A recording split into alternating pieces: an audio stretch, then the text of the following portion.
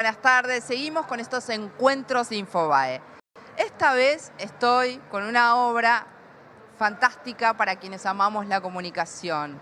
Esta obra es producto de una autora que se llama Gabriela Oliván, pero Gabriela es mucho más que una especialista en comunicación.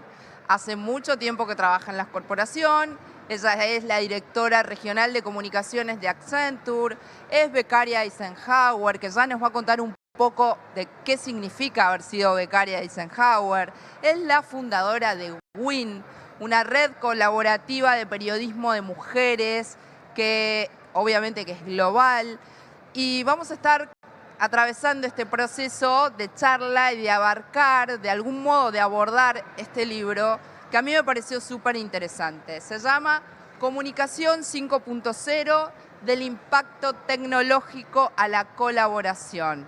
Búsquenlo en la feria, porque está. Búsquenlo porque si les interesa la comunicación, si les interesa la tecnología, si les interesa saber desde qué están consumiendo ustedes en información en las redes sociales cuando entran a su Instagram, este libro les va a servir para repensar.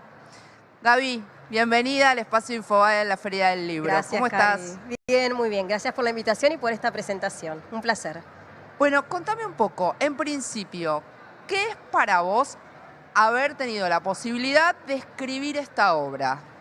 Bueno, es un antes y un después.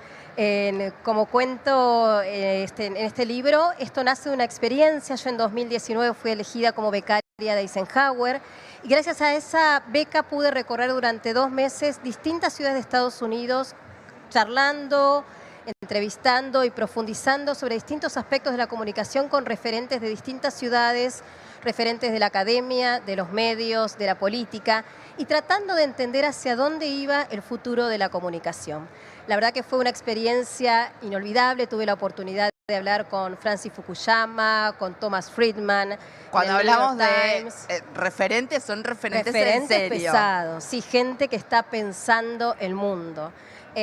Como te decía, estuve con Francis Fukuyama en Stanford, con Marty Baron en Washington Post, bueno, con gente, con la ex gobernadora de New Jersey, la primera mujer gobernadora de New Jersey, Christine Todd Whitman.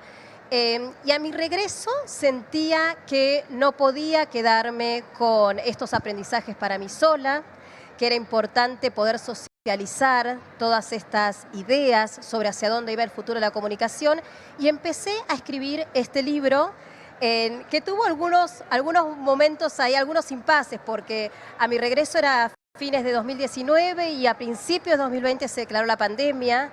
En algún momento sentí que ese futuro sobre el cual tanto había conversado y había reflexionado ya era hoy, y que todo se había acelerado, que la pandemia había acelerado esos tiempos, se había traído todas esas predicciones al presente, que ya no tenía sentido reflexionar sobre estas cosas. Así que volví a hacer una segunda ronda con muchas de las personas que había conocido, y no solo con ellos, sino también con referentes locales. Tuve la oportunidad de hablar con Susana Malcorra sobre, bueno, cómo veía ella la comunicación política y cuál era el impacto de las plataformas en esta nueva forma de comunicarnos, con Daniel Haddad, y para pensar en los medios en Latinoamérica.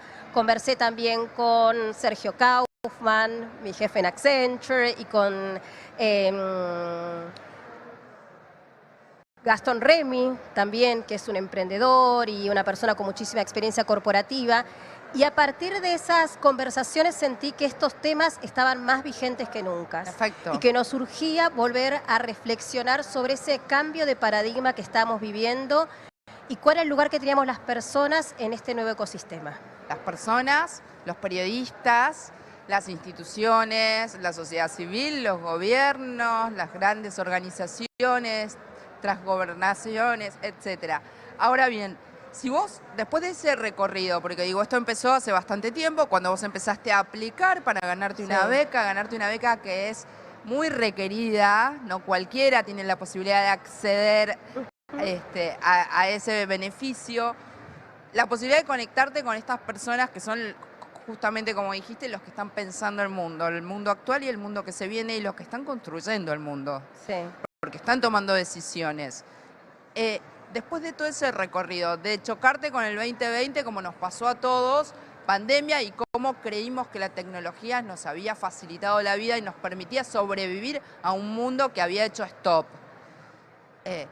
Y ahí nos dimos cuenta que la tecnología podía ser, como es, una herramienta para permitirnos sobrevivir o para potenciar el vivir en medio de un caos. Sí. En todo ese recorrido, en todo ese proceso, ¿cómo te paras hoy frente al futuro de la comunicación en este cambio de paradigma? Digo, habiéndote nutrido con todas esas experiencias y esas voces, ¿qué pensás vos hoy que va a pasar o que está pasando en este momento con la comunicación? Bueno, en realidad, como muchas veces decimos, a veces son más importantes las preguntas que las respuestas. La verdad es que no tengo la respuesta, pero sí tengo como abiertas, o el libro plantea esas grandes preguntas que hoy nos deberíamos hacer todos a la hora de usar las plataformas y comunicarnos y en realidad vivir en un mundo completamente digitalizado. La pandemia lo que hizo fue acelerar los tiempos y hoy todo lo que nos sucede ha tenido un impacto en la forma en la que vivimos permanentemente, la forma en la que compramos, en la forma en la que trabajamos, en la que aprendemos, en la que nos vinculamos, en la forma en la que creamos realidad, en la que creamos vínculos. Y a veces tenemos una aproximación ingenua a esas herramientas. A veces nos parece que las plataformas lo que hicieron fue ampliar la libertad y que hoy todos tenemos las mismas posibilidades de decir lo que pensamos, y que no hay barreras. Hay un punto democratizador de la tecnología donde a priori, desde esa ingenuidad, desde esa lectura naif, sí, nos permite tener voz a todos. Sí, es una verdad a medias. A ver, ¿por qué? qué? Se ha revertido, ¿Por qué? y el concepto de verdad es muy interesante. Es una verdad a media porque lo cierto es que sí, cualquier persona con un teléfono inteligente conectado a una red hoy tiene la posibilidad, y una cuenta en alguna red social tiene la posibilidad de expresar lo que siente o dar su punto de vista. Ahora, la posibilidad de que ese mensaje llegue a otras personas está administrado por los algoritmos que regulan esas redes. Contanos un poco. Esos algoritmos responden. ¿Qué es un algoritmo? Un algoritmo es una fórmula, una fórmula matemática que hace que hace que nuestro time lapse se llene con cosas orientadas, con información o con personas que están vinculadas a nuestros intereses. Entonces, lo que genera esto son burbujas y micromundos en los cuales las personas nos vinculamos una y otra vez con aquellos que piensan lo mismo que nosotros. Y estos algoritmos hacen que los comentarios de algunas personas lleguen a más usuarios y los comentarios de otras personas lleguen a menos. Y que aún algunos de esos comentarios sean censurados por la propia red. Porque no tenemos que olvidarnos que las redes sociales no son entes de bien público, no son espacios sociales, son empresas privadas que responden a intereses particulares. Y que son esos intereses particulares, que podemos poner nombre de personas muy identificables, como Mark Zuckerberg y tantos otros, Elon Musk, hoy podríamos decir de Twitter, son los que en base a sus intereses económicos, políticos y de todo tipo, regulan cómo funcionan esos algoritmos. Por eso digo, a veces hay una aproximación ingenua. Las personas pensamos que por postear algo es suficiente. Y la verdad es que muchas veces ese posteo empieza y termina en nuestra misma cuenta. Y esto es importante que lo tengamos en cuenta. Y esto lo vemos a diario, lo vemos, y por eso empiezan a emerger también otras redes sociales como la que está impulsando el expresidente Trump. Y lo vemos también funcionando en la guerra, en la invasión de Rusia a Ucrania. Digamos, hay una premeditación interesada en cómo circula la información en las distintas plataformas, ¿sí? Entonces nosotros como usuarios, que podemos sentir que estamos diciendo lo que queremos decir, no necesariamente nos está llegando el mensaje que nos va a ayudar a formarnos, a pensar, a inquietarnos por algo, sino que nos va a llegar el mensaje que supuestamente el algoritmo identifica que nos va a gustar. Con lo cual, eso que dijimos sirve de insumo para que vos dijiste esto, te traigo todas opiniones parecidas y sentís que estás diciendo una verdad, cuando en realidad puede ser una opinión nada más. Es que en realidad la mayoría de las cosas son opiniones, incluso si vamos a otro punto de discusión, en los medios, Sí. en los el periodismo muchas veces, te diría en su gran mayoría, dejó de estar basado en investigaciones o en datos para estar basado en opinión. Entonces nos estamos acostumbrando a esta nueva forma de opiniología, sobre todo, volviendo al ejemplo de la guerra, fue una de las guerras más, o es una de las guerras más comentadas, más opinadas, y la verdad es que es muy peligroso. Cualquier persona buscando en información en Google, que es ahora la gran enciclopedia, puede armar un speech rápidamente, ponerlo en una cuenta y a través de eso tratar de buscar, de aumentar sus seguidores o de viralizar algún mensaje. Entonces, también tenemos que preguntarnos si nosotros queremos, si estamos abiertos a recibir opiniones distintas. Porque muchas veces tenemos una actitud, y creo que en este sentido, cancelatoria de la opinión del otro, ¿no? Y esto no, lo peligroso de esto es que esto no solo pasa en el ecosistema digital y no solo pasa en las redes, sino que se traslada al mundo analógico, ¿sí? A las relaciones. Impacta ahí también. Impacta en todo, porque en realidad esto se replica en otros espacios. Lo que están haciendo las redes o las plataformas es moderar de alguna forma o modelar la forma en que las personas nos vinculamos y nos relacionamos.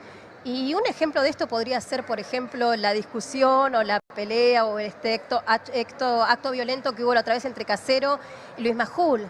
Digamos, vos fíjate cómo replicó de alguna manera, ese episodio replicó de alguna manera una pelea que había podido circular por Facebook, ¿no? O por Twitter. Digamos, uno que te interrumpe y vamos y peleamos y no nos escuchamos. Entonces, esto está de alguna forma, de nuevo, impactando en nuestra forma de ser como sujetos, en la forma en la que nos vinculamos y en la propia sociedad. En la forma de reflexionar, porque si no puedo escuchar a alguien que piensa distinto, si no me puedo nutrir de esta sensación fuentes. De que hay una sola verdad y que esa verdad la tengo yo o que la tienen los que lo... Digamos, tenemos poca tolerancia real a escuchar a otros con una actitud proactiva. El mundo digital nos habilita esto, porque nos dice todo lo que vos estás pensando, ¿ves? Todo lo que vos consumís es lo que estás pensando. Sí. Con lo cual te crees que vivís una burbuja. Se empiezan a generar micromundos, se empiezan a generar audiencias, personas, grupos que se encuentran en distintos espacios. Y de nuevo, eso sí, lo que hace es aumentar la grieta a la que estamos tan acostumbrados los argentinos, pero digamos, no es un problema de Argentina, este es un problema global. Y de un lado tenemos a los ucranianos y del otro lado tenemos a los rusos y tenemos por primera vez, por ejemplo, diciendo a Facebook que levanta la política de no tolerancia y le permite a los ucranianos hablar mal en contra de los rusos porque tienen derecho a expresar sus sentimientos negativos con respecto a otros, cosas que en otro momento hubiera sido impensable. Entonces digo, de alguna forma, volvemos a este tema de la ingenuidad o de la importancia de tomar conciencia del ecosistema, del mundo en el que nos movemos.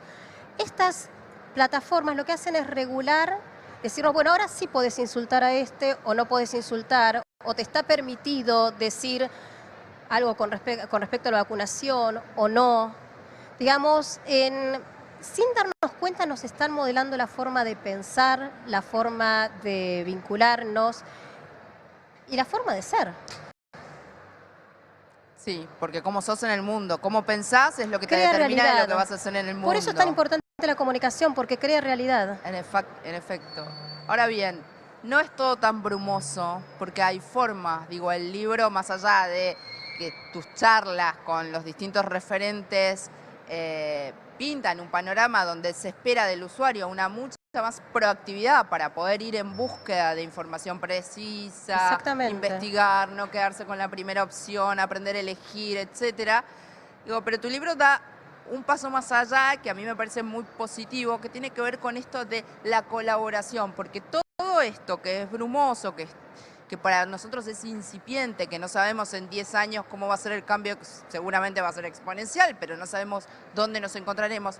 Hay espacios o hay opciones que uno puede tomar para caminar durante todo este proceso de manera más consciente, más a conciencia de lo que estamos diciendo, escuchando y tomando para pensar, que es la colaboración.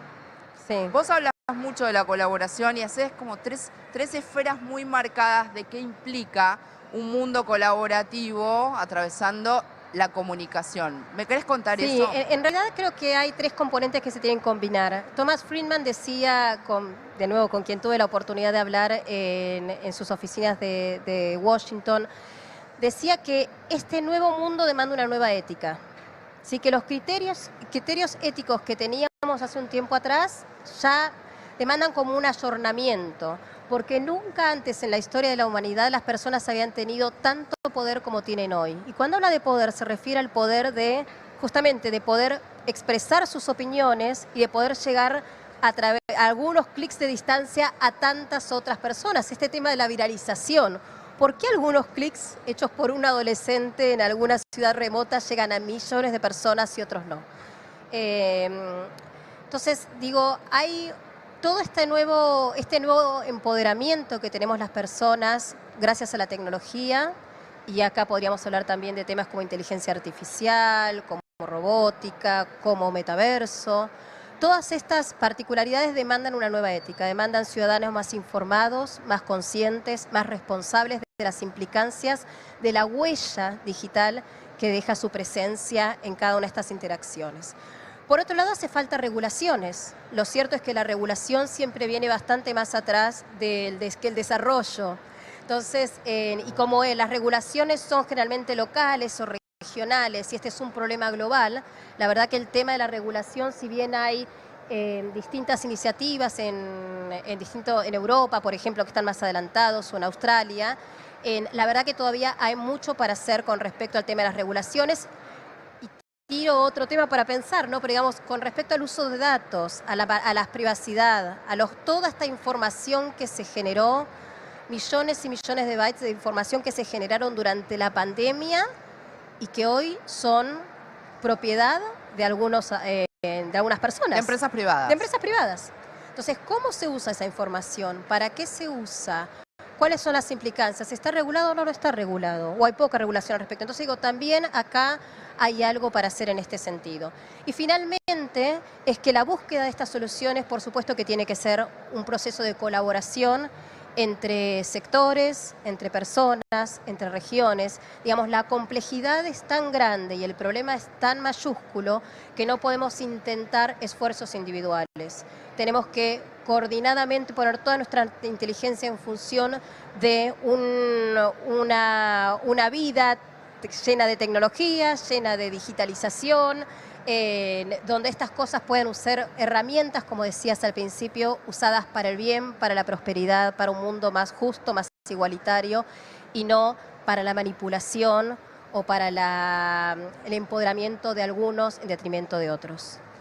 Gaby, ha sido un placer enorme. Esto es apenas una pastillita. Les recomiendo fuertemente que vayan a buscar Comunicación 5.0 del impacto tecnológico